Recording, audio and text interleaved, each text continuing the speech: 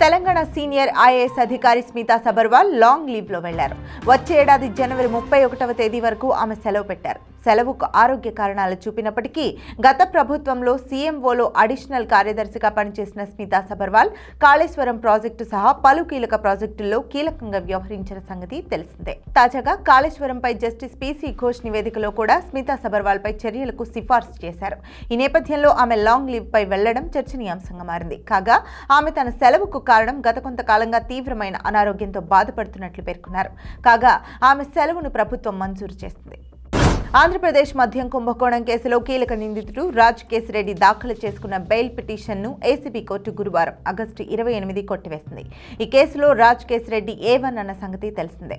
ఈ కేసులో బెయిల్ కోసం రాజ్ కేసిరెడ్డి, సజ్జల శ్రీధర్ రెడ్డి, దిలీప్ విజయవాడ ఏసీబీ కోర్టులో పిటిషన్ దాఖలు చేశారు.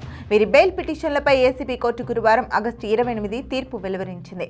రాజ్ కేసిరెడ్డి, సజ్జల శ్రీధర్ రెడ్డిలకు బెయిల్ నిరాకరించిన కోర్టు ఇదే కేసులో A30 అయిన రాజ్ కేసిరెడ్డి పిఏ దిలీప్ రెడ్డికి మాత్రం బెయిల్ మంజూరు చేసింది. ఈ కేసులో అరెస్టై విజయవాడ జైల్లో ఉన్న నిందితుల్లో దిలీప్ ఒకరు. అతడికి ఏసీబీ కోర్టు బెయిల్ మంజూరు చేయడంతో విడుదలయ్యారు. అయితే రాజ్ కేసిరెడ్డి, సజ్జల శ్రీధర్ రెడ్డిలకు మాత్రం కోర్టు బెయిల్ నిరాకరించి వారి పిటిషన్లను డిస్మిస్ చేసింది. రాజ్ కేసిరెడ్డి గతంలో బెయిల్ కోసం సుప్రీంకోర్టును ఆశ్రయించిన సంగతి తెలిసిందే. అయితే సుప్రీంకోర్టు బెయిల్ కోసం ట్రయల్ కోర్టును ఆశ్రయించాలని సూచిస్తూ ఆయన పిటిషన్ను కొట్టివేసింది. ఆంధ్రప్రదేశ్లో కుటుంబాలన్నింటికీ ఫ్యామిలీ బెనిఫిట్ కార్డు అందించే కార్యక్రమానికి చంద్రబాబు ప్రభుత్వం శ్రీకారం చుట్టింది.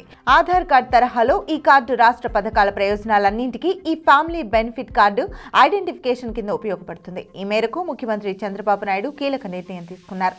ఆంధ్రప్రదేశ్ ప్రభుత్వం నుంచి ఒక్కొక్క కుటుంబానికి అందుతున్న పథకాలు సహా సమస్త వివరాలు ఫ్యామిలీ కార్డులోనే నమోదు చేయాలని చంద్రబాబు ఆదేశించారు. తెలుగుదేశం కూటమి ప్రభుత్వం రాష్ట్రంలో అమలు చేస్తున్న అభివృద్ధి సంక్షేమ పథకాలతో ప్రజలకు మేలు చేసేందుకు కట్టుబడి ఉందని, అందులో భాగంగానే ఫ్యామిలీ బెనిఫిట్ కార్డును తీసుకురానున్నట్లు చంద్రబాబు చెప్పారు.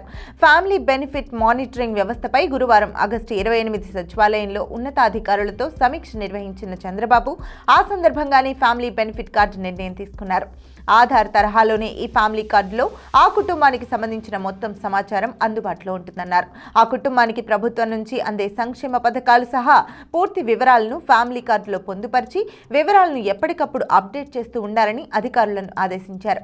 ప్రభుత్వం నుంచి వచ్చే సంక్షేమ పథకాల కోసం కుటుంబాలు విడిపోయే పరిస్థితి రాకూడదన్న ఉద్దేశంతోనే ఈ నిర్ణయం తీసుకున్నామన్న చంద్రబాబు, అందుకు అనుగుణంగా అందరికీ లబ్ధి చేకూర్చేలా పథకాలను రీడిజైన్ చేసే విషయాన్ని పరిశీలించాలని చంద్రబాబు పేర్కొన్నారు. బీహార్కు చెందిన ఆరిఫ్ హుసేన్ అలియాస్ అబూ తాలిబ్ను జాతీయ దర్యాప్తు సంస్థ NIA అరెస్ట్ చేసింది. విజయనగరం ఉగ్ర కుట్ర కేసులో కీలక నిందితుడైన ఆరిఫ్ హుసేన్ దేశం విడిచి పారిపోయేందుకు చేసిన ప్రయత్నాన్ని NIA అడ్డుకుంది. ఢిల్లీ ఎయిర్పోర్ట్లో అతన్ని అదుపులోకి తీసుకుంది.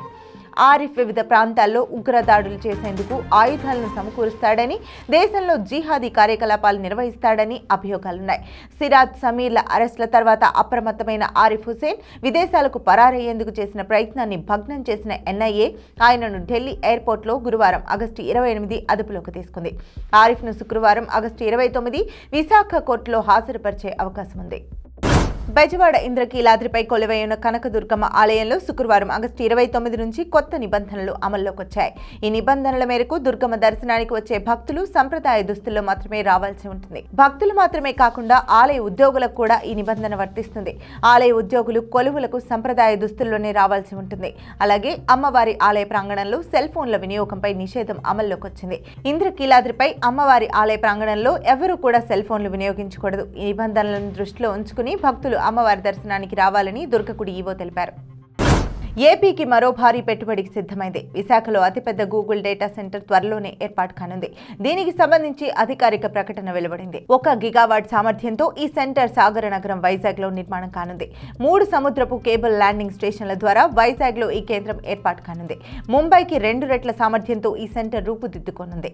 విశాఖలో $6 బిలియన్ డేటా సెంటర్ ఏర్పాటును ధృవీకరిస్తూ ఇన్వెస్ట్ ఇండియా ఎక్స్ లో పోస్ట్ చేసింది. దీనిని కేంద్ర వాణిజ్య మంత్రిత్వ శాఖ కూడా అధికారికంగా నిర్ధారించింది. ఇది గ్రీన్ ఎనర్జీ వినియోగంతో ఒక గేమ్ చేంజర్ గా నిలవనుంది. హౌసింగ్ డేటా సెంటర్లు, AI హబ్ల ఏర్పాటుకు ఇందులో చోటు కల్పించనుంది. హైదరాబాద్ ని హైటెక్ సిటీ తరహాలో విశాఖపట్నం, మధురవాడ దగ్గర 500 ఎకరాల్లో ఈ డేటా సిటీని అభివృద్ధి చేయాలని కూటమి ప్రభుత్వం నిర్ణయించింది. ఆర్ఎస్ఎస్ చీఫ్ మోహన్ భగవత్ కీలక వ్యాఖ్యలు చేశారు. గతంలో రాజకీయాల్లో ఉన్న వ్యక్తులు 75 ఏళ్లకు రిటైర్ అవ్వాలని వ్యాఖ్యానించిన ఆర్ఎస్ఎస్ చీఫ్ ఇవాళ మాట మార్చారు. 75 ఏళ్లకు రిటైర్ అవ్వాలని నేనెవరికీ చెప్పలేదన్నారు. 75 ఏళ్ల తర్వాత కూడా చురుగ్గా పనిచేసే శక్తి ఉందని ఆయన తెలిపారు. సంఘ్ ఎలా చెప్తే అలా నడుచుకుంటామని వెల్లడించారు. కేంద్రం ఆర్ఎస్ఎస్ మధ్య ఎలాంటి విభేదాలు లేవని ఆర్ఎస్ఎస్ చీఫ్ మోహన్ భగవత్ స్పష్టం చేశారు. రాష్ట్రీయ స్వయం సేవక్ సంఘ్ 100 ఏళ్ల ప్రస్థానాన్ని పూర్తి చేసుకున్న సందర్భంగా ఢిల్లీలో ఆయన మీడియాతో మాట్లాడారు. కొన్ని విషయాల్లో అభిప్రాయ భేదాలు ఉండొచ్చు, వివాదం కాదంటూ చెప్పుకొచ్చారు. దేశ ప్రయోజనాలే ఇద్దరి ప్రాధాన్యతగా పేర్కొన్న మోహన్ భగవత్ బీజేపీ అధ్యక్షుడి ఎన్నికను ఆర్ఎస్ఎస్ శాసించదన్నారు. మేం సలహా ఇవ్వగలం, తుది నిర్ణయం వారిదేనని తెలిపారు. నూతన విద్యా విధానానికి మేం మద్దతిస్తున్నాం, ఇంగ్లీష్ నేర్చుకోవడంలో తప్పులేదు అంటూ ఆయన వ్యాఖ్యానించారు. బీజేపీ తరఫున ఆర్ఎస్ఎస్ నిర్ణయాలు తీసుకుంటుందని ప్రతిపక్షాల నుండి వస్తున్న ఆరోపణలను ఆయన తోసిపుచ్చారు. కేంద్ర ప్రభుత్వంతో పాటు రాష్ట్రాలతో తమకు మంచి సమన్వయం ఉందని మోహన్ భగవత్ వెల్లడించారు. భూమన హైందవ ధర్మ పరిరక్షకుడు కాదు, టీటీడీని దోచేసిన ఘనుడు మాజీ ఎమ్మెల్యే భూమన కరుణాకర్ రెడ్డి అని టీటీడీ మాజీ పాలక మండలి సభ్యులు ఓవి రమణ విమర్శించారు. కళ్యాణమస్తును రాజకీయ వేదికగా మార్చిందే భూమన అని ఆరోపించారు.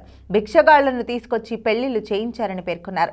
కలెక్టర్లకు టార్గెట్లు ఇచ్చి ఎవరిని పడితే వారిని పట్టుకొచ్చి వివాహాలు చేయించారని ఆయన తెలిపారు. వైజాగ్లో దళిత గోవిందం నిర్వహించి ఒక్క అగ్గిపెట్టెకు 12,000 ఖర్చు చేశారని ఆడిట్ రిపోర్టులో బయటపడిందని రమణ పేర్కొన్నారు. సామాన్య భక్తులకు అవసరమైన ఒక్క కాటేజ్ అయినా కట్టించావా భూమన అని ఆయన ప్రశ్నించారు. తిరుమల టీటీడీ చైర్మన్ గా 2 సార్లు పనిచేసిన భూమన సామాన్య భక్తులకు అవసరమైన ఒక్క నిర్ణయమైనా తీసుకున్నారా అని ఆయన ప్రశ్నించారు. ఋషికేశ్లో 20 ఎకరాల స్థలాన్ని నొక్కేయాలని చూస్తే దాత ఆ స్థలాన్ని విరాళంగా ఇవ్వకుండా వెళ్లిపోయారని అన్నారు. వైసీపీ హయాంలో కొండపైన వ్యభిచారం జరిగిందని సాక్షాత్తు చిన్నజీయర్ స్వామి చెప్పారని ఆరోపించారు. దేవుడి సొమ్ములో కమిషన్ కు కక్కుర్తిపడిన వ్యక్తి భూమన కరుణాకర్ రెడ్డి అని తెలిపారు. శ్రీవారి ప్రసాదంలో నెయ్యి కల్తీ జరిగింది వాస్తవం కాదని భూమన చెప్పగలడా అన్నారు. జగన్మోహన్ రెడ్డి ముమ్మాటికి క్రైస్తవుడే అని తెలిపారు. తాడేపల్లి, లోటస్ పాండ్లలోని గోడలపై బైబిల్ సూక్తులే కనిపిస్తాయని వెల్లడించారు.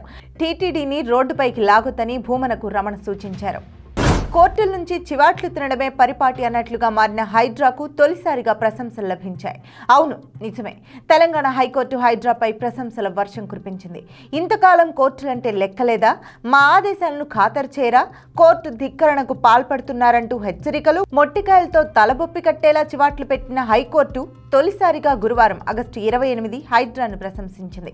హైదరాబాద్ నగరంలో రోడ్లపై ట్రాఫిక్ కు అడ్డంకిగా ఉన్న అక్రమ కట్టడాలను తొలగించడంలో హైడ్రా కీలక పాత్ర పోషిస్తోందంటూ పొగడ్తల వర్షం కురిపించింది. హైదరాబాద్ను పర్యావరణ అనుకూల నగరంగా తీర్చిదిద్దేందుకు హైడ్రా చేస్తున్న కృషిని అభినందించింది.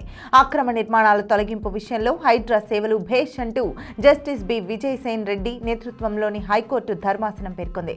విషయం ఏంటంటే, రామ్నగర్ మడెమ్మ వీధిలో రోడ్డును ఆక్రమించి నిర్మించిన వాణిజ్య భవనాన్ని స్థానిక రెసిడెన్షియల్ వెల్ఫేర్ అసోసియేషన్ ఫిర్యాదు మేరకు హైడ్రా తొలగించింది.